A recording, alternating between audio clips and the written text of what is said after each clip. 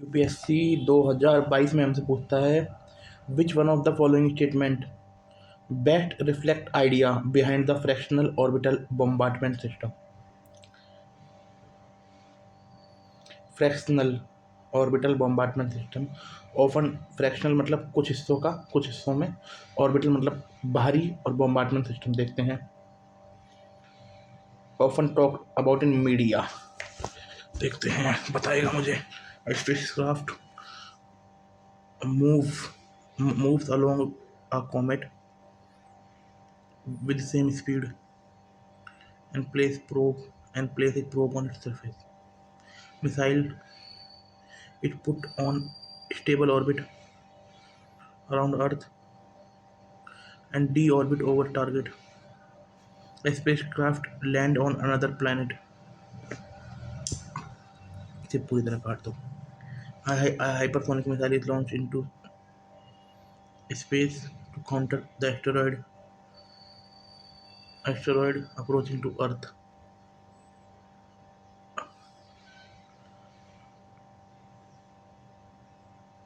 To space and counter asteroid approach. ये भी काट दो, कॉमेट के साथ नहीं होगा।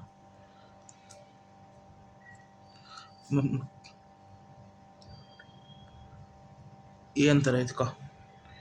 सी a missile put into stable orbit around the earth and deorbit over target on the earth। ठीक है, कोई नहीं, दो तक तो पहुंचे। ये थर्ड तो खबरों में भी था। Terminal terminal high altitude area defence. अगर हम दो तक पहुंच रहे हैं बहुत इनफ है भाई, 50-50 चांस है, ठीक ठीक होगा। अगर हमने ये दो ऐसे 100 क्वेश्चन भी अटैम्प्ट कर लिए ना, दो तक पहुंचने वाले, फिर भी हम पेपर क्लियर कर लेंगे। कि जहाँ पर मतलब ऐसे 30 क्वेश्चन है जिसमें हम दो तक पहुँच रहे हैं, अगर उसमें से 15 भी सही हो रहे हैं तो 15 ठीक हो रहे हैं, तो इसका मतलब मान लीजिए 30 नंबर पर वैसे आ रहे हैं, 15 गलत हो रहे हैं। मान लीजिए 15 हो रहे हैं गलत, 15 का मान लीजिए नेगेटिव मार्किंग, 3 की नेगेटिव मार्किंग कर लीजिए तो 5, 10 नंबर कट जाएंगे। तो 10 नंबर कट जाएंगे तो मेरे 20 नंबर तो आएंगे। कोई नहीं, बाकी हम पूरा फोड़ देंगे अच्छी तरह से। The terminal high altitude area defence sometimes, American है भाई, ये तो पता है, अमेरिकन एंटी। अब देख लीजिए, इसके बारे में आगे पढ़ेंगे। हाँ अमेरिकन है ये तो। What in the field of space technology India has demonstrated during 1994 her capability. Space technology में इंटरकॉन्टिनेंटल बैलिस्टिक मिसाइल का क्या कर रहा है? Launch geostationary satellite, build stealth missile, build satellite. The answer है 1995 का। 1995 डी आंसर है। हाँ, तो स्पेस टेक्नोलॉजी में स्टेल्थ मिसाइल तो जान यूपीएससी खुद चाहता है आप ठीक करो। सैटेलाइट तो हमने कब की बना दी थी। In the context of Indian defence consider the following statement. Indian defence के फॉलोइंग स्टेटमेंट है। Shaurya missile is more than 16 kilometre. Shaurya missile fly with speed. The answer है इसका 2009 वाले का। क्योंकि पहली बात तो शौर्य मिसाइल का नाम ही नहीं सुनता मैं, और ये 8 मार्क की स्पीड से ट्रेवल करेगी। अच्छा है बेटे सुपरसोनिक से भी वो है। In the context of Indian defence system Dhruv missile carrying aircraft carrying warship advance light helicopter intercontinental missile carrying submarine 2008 का। 130 देखो 2008 130 सी आंसर है भाई। एडवांस लाइट हेलीकॉप्टर ध्रुव। ठीक है, ये सब हो गया हमारा, सारे PYQ हमने डिस्कस कर लिए। अब हम इस बाइक जैसे थर्ड के बारे में पता है, अमेरिकन है। स्पेस टेक्नोलॉजी भाई 1994 में, क्योंकि ये स्पेस टेक्नोलॉजी में बिल्ड सैटेलाइट बहुत पहले बना रखी थी। Defence intercontinental ballistic missile warning system, इसका कोई क्या मतलब है स्पेस टेक्नोलॉजी से। फिर जियो स्टेशनरी सैटेलाइट, ये है लग रहा है। जैसे शौर्य मिसाइल है, ये 8 मार्क, ये जैसे ये गलत हुआ तो हम दो ऑप्शन पे आ गए। फिर 1600 किलोमीटर की 1600 किलोमीटर से ऊपर की रेंज है, ये लग नहीं रहा भाई, क्योंकि 1600 किलोमीटर इतना फेमस भी नहीं है भाई। अब इसका ऑप्शन तो सी था। देखते हैं। A missile put on stable orbit around the earth. Missile को स्टेबल ऑर्बिट अराउंड अर्थ पर रखते हैं and D orbit over target on the earth. जब उसे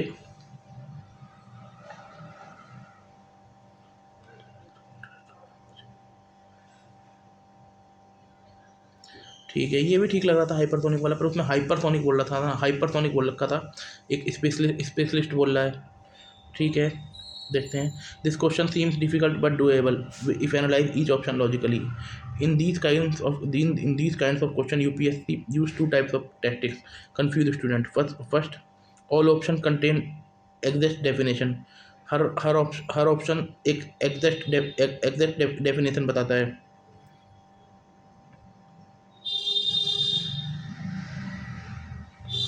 ठीक है, and term ask in the question, other three is hypothetical. ठीक है, और four option contain definition of term related same field discipline, and this question is second type. Now focus on fractional orbital bombardment system. Within first focus orbital, the only two B and C option, B and C option, so option B and C, हाँ इनमें orbit लिखा हुआ है, इनमें orbit है। ठीक है, have anything do with orbit. Now focusing bombardment. Among option B and C, option C talk about missile which can actually bombardment. ठीक है यार, ये ऐसे पढ़ना चाहिए। Thank you. ये मिस कर दिया भाई, इसमें भी ऑर्बिटल है, इसमें भी ऑर्बिटल है, केवल इसमें मिसाइल है ना, वो मिसाइल बॉम्बार्डमेंट कर सकती है। ठीक है, फी FOBS fractional orbital bombardment system is a type of intercontinental ballistic missile, है ना। ये इंटरकॉन्टिनेंटल बैलिस्टिक मिसाइल का एक टाइप है, design to deliver warhead via partial orbital trajectory. It place warhead into low Earth orbit before deorbiting its target. अब इसमें लिख रखा है फ्रैक्शनल ऑर्बिटल बॉम्बार्डमेंट सिस्टम एक ऐसा मिसाइल सिस्टम है जो एक सैटेलाइट की तरह ऑर्बिट में जाता है। ठीक है, लेकिन पूरा ऑर्बिट कंप्लीट किए बिना टारगेट पर अटैक कर देता है। ठीक है, पूरा ऑर्बिट कंप्लीट किए बिना टारगेट पर अटैक कर देता है। फ्रैक्शनल ऑर्बिटल बॉम्बार्डमेंट सिस्टम एक मिसाइल सिस्टम है जो स्पेस में घूमे बिना बिना घूमे स्पेस से घूम के बिना वार्निंग दिए अटैक करता है, बिना वार्निंग दिए अटैक करता है। रडार को चकमा दे देता है और सीधा टारगेट पे गिरता है। फ्रैक्शनल ऑर्बिटल एक एडवांस सिस्टम है जो न्यूक्लियर या नॉन न्यूक्लियर वारहेड को स्पेस में भेजता है, लेकिन पूरी ऑर्बिट कंप्लीट किए बिना ही टारगेट पर अटैक कर देता है। ये सैटेलाइट की तरह स्पेस में लॉन्च होती है, लेकिन ये पूरी अर्थ के चक्कर नहीं काटती। ये सिर्फ एक फ्रैक्शन ऑर्बिट में जाकर वापस अर्थ के एटमॉस्फेयर में एंटर करती है और सीधा अपने टारगेट पर गिरती है। इस तरह से एनिमी को अर्ली वार्निंग सिस्टम के जरिए पता नहीं चलता कि अटैक हो रहा है। रडार को डोज करता है। मिसाइल पोलर ऑर्बिट से आती है जहां से ट्रेडिशनल रडार डिटेक्ट नहीं कर पाते। मिसाइल आती है पोलर ऑर्बिट से। Sudden attack, early warning system fail हो जाता है, एनिमी को रिस्पॉन्स का टाइम नहीं मिलता। कोल्ड वार ओरिजिन, यूएसएसआर ने 1960 में इस टेक्नोलॉजी को डेवलप किया था। चाइना ने भी 2021 में इस फ्रैक्शनल ऑर्बिटल बॉम्बार्डमेंट सिस्टम जैसी एक सिस्टम का टेस्ट किया जो यूएस के लिए इशू का कंसर्न है। Fractional orbital bombardment system use mainly surprise nuclear strike के लिए होता है। ये इसलिए हाईली कंट्रोवर्शियल और डेंजरस टेक्नोलॉजी मानी जाती है। इसमें ये बोल रहा है design to deliver warhead via partial orbital trajectory. ठीक है, पार्शियल ऑर्बिटल ट्रैजेक्टरी होता है। It place warhead into low earth orbit before deorbiting it into target. पहले ये वारहेड को लो अर्थ ऑर्बिट में रख देता है और उससे पहले कि उसके बाद deorbiting into target. Circumventing traditional missile defence, ये जो ट्रेडिशनल मिसाइल डिफेंस सिस्टम है उनको चकमा दे देता है। Unpredictable flight path make it difficult to detect. Unpredictable flight path है, इसे डिटेक्ट करना बहुत मुश्किल है और इंटरसेप्ट करना using conventional missile defence system से बहुत मुश्किल है। कोल्ड वॉर के दौरान सोवियत यूनियन ने इसे डेवलप किया था। It allowed to attack from unexpected direction, enhancing strategic capabilities. Fractional orbital bombardment system utilize orbital mechanics to stay in space. Utilize orbital mechanics to stay in space for fractional of an orbit before re-entering the atmosphere. कुछ समय तक इसे orbit की ये space में रुक सकता है।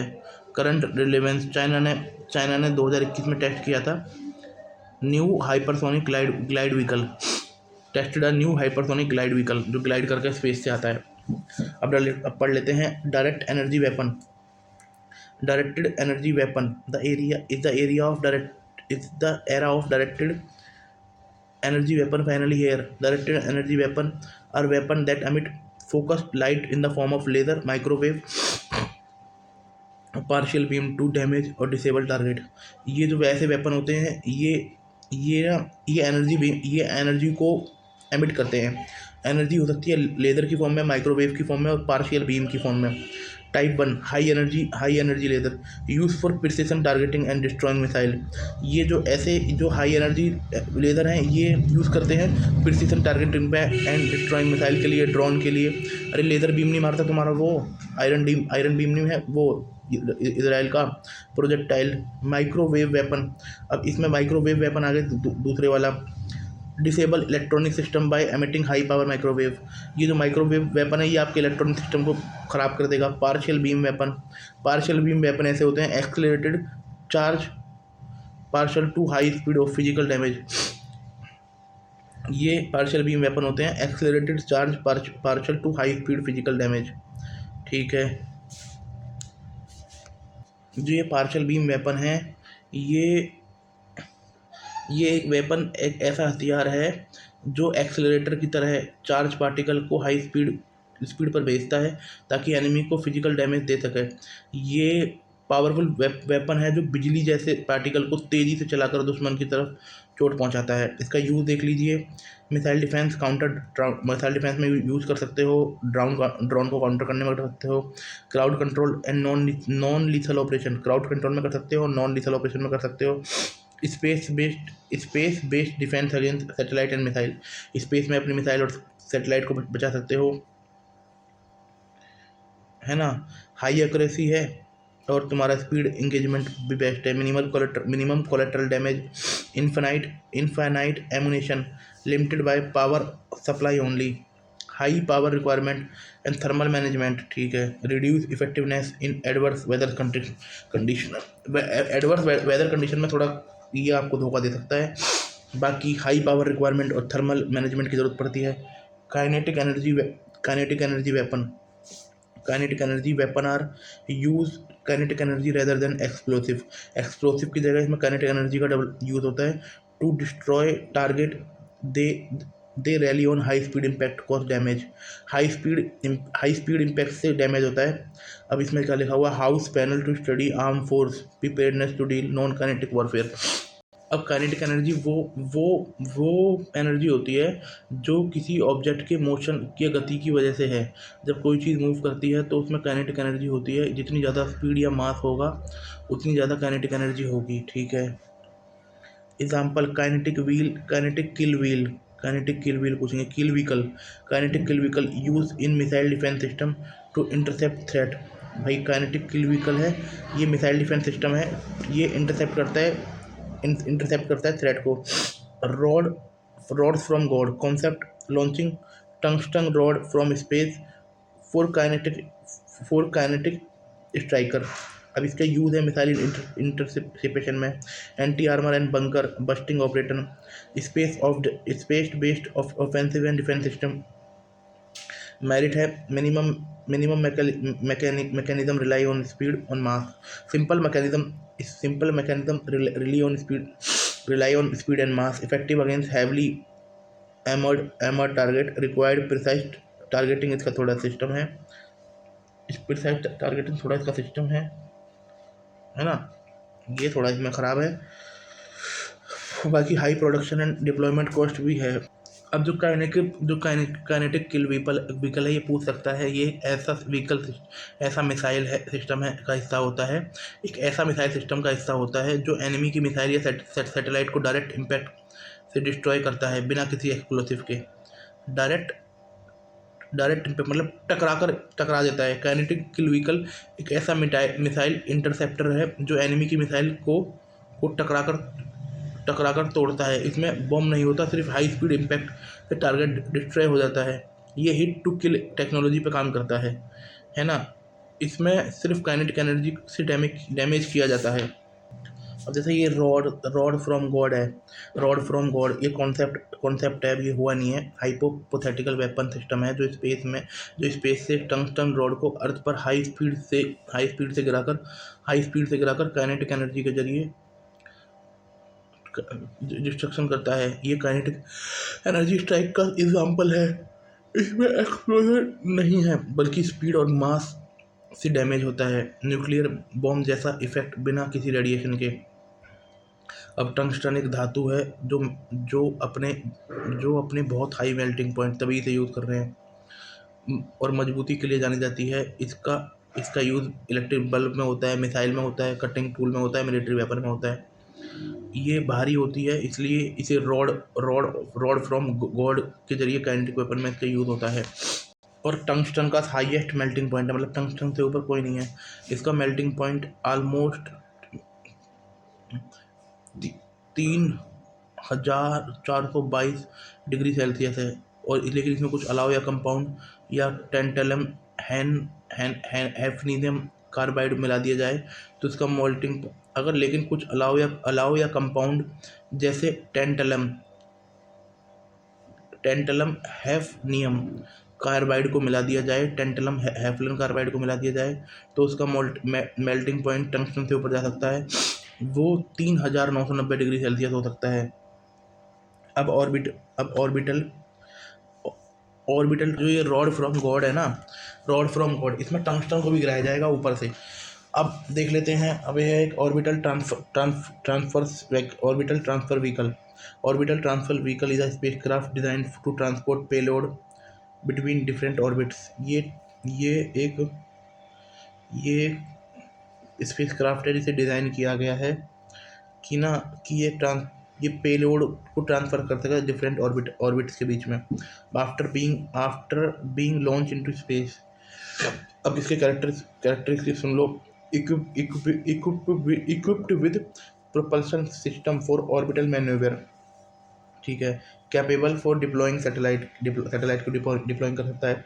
रिपेयरिंग स्पेसक्राफ्ट कर सकता है और डिब्री को भी हटा सकता है। यूज़ है supporting satellite and deployment for mega consultation. Satellite को सपोर्ट कर सकता है डिप्लॉयमेंट में mega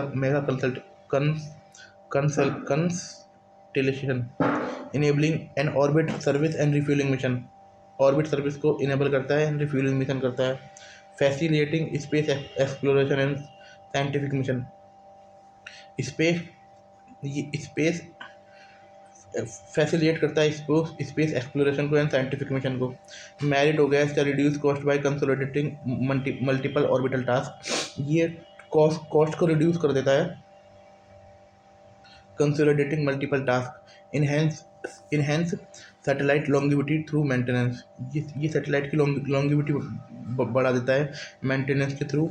reduce cost of consolidating multiple orbital task. ये टास्क को कम कर देता है क्योंकि भाई पहले एक को छोड़ा जाएगा फिर दूसरे को छोड़ा जाएगा। Required advance propulsion system and autonomous navigation system. इसके लिए बस ये चाहिए, रिक्वायर्ड एडवांस परपल्सन सिस्टम चाहिए और ऑटोनोमस नेविगेशन सिस्टम चाहिए।